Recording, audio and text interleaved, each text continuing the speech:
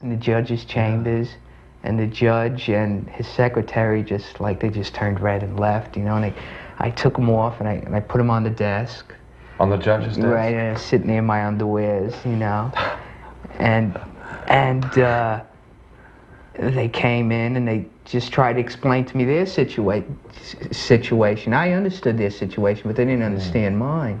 Well, they tried to say, pay us even $5 on that, and we'll give you your registration. He said, I'm not paying a penny. I shouldn't have to pay parking tickets. Yeah. So finally they came in, they said, okay, you can have your registration. The parking tickets stay. He wanted all the parking tickets removed. Yeah. I weakened, and I said, let's do it, Michael. So everybody's talking to him and saying, this is your best deal. You're not going to get another deal like this. So finally we left with the registration at about 4:30. All the offices were closed. The place was deserted. And we're wheeling him out in an office chair because he couldn't put his legs on. And after that, they removed, well, that day they removed the parking tickets down from 7,000 to 1,000. And then in subsequent talks with them, they removed it down. I think it's now down to $75, all those tickets. That's a great victory. And next year, we'll get it down to nothing. Down to 75. Yeah. I had a lady at the parking violations. I told her, I said, look, I'm a Vietnam veteran, this and that. And she said, unfortunately, you were in a war that nobody really cared about. Now, she said that? She said that to me. Not that it didn't really bother me, but so that but keep it to yourself, lady. Yeah. You know. I was hitchhiking back from Philly Naval Hospital, and I had a cane and my uniform on, and I had my braces on. I had some brace on my arm and all. And a van went past me, and then they stopped about 20 feet past me to pick me up, and I ran up to the van, and just as I got up to the front of the van, they threw all over my uniform. They had Coca-Cola and ketchup and whatever. They threw it all over me and pulled away.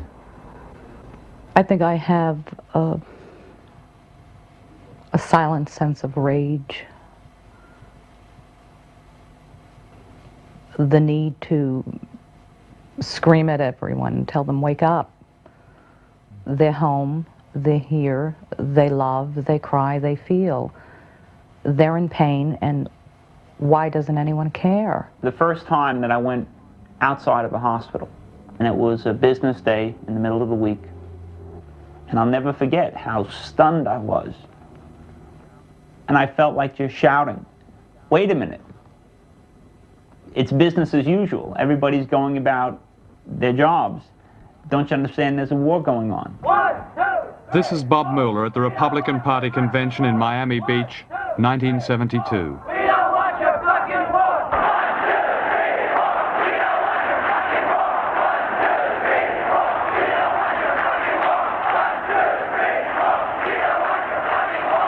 We feel that it's our patriotic duty to stop this war as Vietnam veterans we served over there. So we're going to read this statement to President Richard M. Nixon. We have fought in your war and lost. We have been maimed and crippled for the rest of our lives.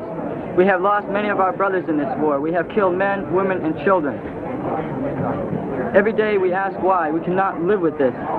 Now is the time for all good presidents to come to the aid of his men. 4 years ago you ran on a peace platform. 4 years have passed and this corrupt and immoral war still goes on. You have lied to your country. We now strip ourselves of those medals for courage and heroism, those decorations for wounds we suffered.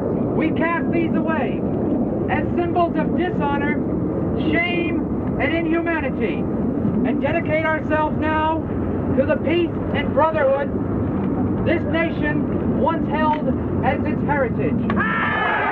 There was much shallowness and rhetoric then, but the view of authority, the so-called consensus, against which all other opinions are measured as biased or politically tainted, was challenged as never before, both by those who fought and those who did not. For many people in America and Britain, that was the true meaning of the Vietnam years. An alternative to corrupt power and war was seen as practical as it was idealistic. People who went to prison for a principle were no longer eccentrics, but genuine moral heroes. So too were those soldiers I knew who deserted not out of fear but in disgust, who refused orders and fired intentionally over the heads of an enemy they respected more than their own. But where is that moral outrage now? Oh yes, Bob Mueller in his wheelchair was briefly fashionable.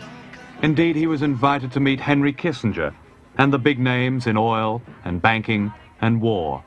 David Packard, one of the richest men in armaments, told him, "Bob, we're going to help you, veterans." It's almost a year to the day since I had that meeting.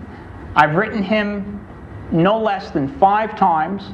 I've called his office no less than 10 times. And I have never gotten even the courtesy of a reply or a return phone call. Total, absolute silence. And he promised to help. He promised to help. But for a guy like that, who was the Undersecretary of Defense in the Vietnam War, who was one of the 10 richest individuals in the country, who made his money on defense contracts, and who today is still in the papers all the time talking about the need for a stronger national defense in this country, to absolutely reject any accountability, responsibility, or anything for that generation of soldiers that he was a principal part in sending off to war is, to me, beyond belief. President Carter, when he first came into office, February 1977, he promised in his first fireside chat, the top priority in our job training programs will go to young veterans of the Vietnam War. Unemployment is much higher among veterans than among others of the same age who did not serve in the military. And what's happened? They've been dismal failures. Do you say you're a veteran when you go for a job? I did it one time. Now I try to delete that part of my life because I think that it works against me to say that I was a veteran in Vietnam. The first time Bob Mueller was invited to the White House, President Carter did not appear. His media manager later described it as a no-vote situation. Last year, they had National Vietnam Veterans Week, and I think it was about 400 who were invited to the White House. And one young man, I think, summed it up, and he said, "We're just getting lemonade and sandwiches. The POWs got a big dinner." What did the president say to you? We love you. That's what he said.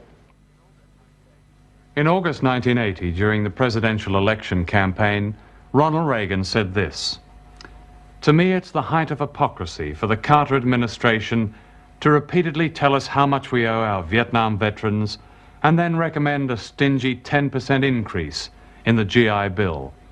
We have been shabby in our treatment of those who return. They deserve our gratitude, our respect, and our continuing concern. Our war was a noble cause." In March 1981, President Reagan asked Congress to cut programs specially designed to help Vietnam veterans find jobs, finish their education, and be treated for drug addiction and alcoholism.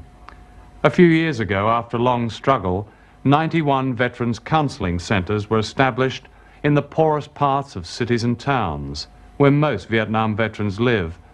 They've become a small salvation for those for whom the noble cause remains a nightmare. Mr. Reagan wants them all closed down. They want America to open up their arms and say, "Don't go away. Tell me about your pain." Bobby's never talked to me. I think the most he has said was, in October of last year when you saw the Life magazine. There was a Life magazine article on, I think it was six men who were photographed 10 years ago, and they were photographed again in '79. And we were looking at the photographs. We were in a football field, and Bobby just started to cry, and I didn't understand why. And he said, "Virginia, just look at their eyes. The pain is still there, the horror. They're 10 years older, but the pain is still brand new." I didn't know what to do, so I just let him cry, because that was the first time I had seen the pain. The only reason I believe we've had success in organizing the Vietnam veteran is because of one issue, and that's the chemical that was used in Vietnam to knock out the jungles. And that we can finally say to every single guy that served in Vietnam, "Hey, listen, you better pay attention to what we have to say, because your life might well depend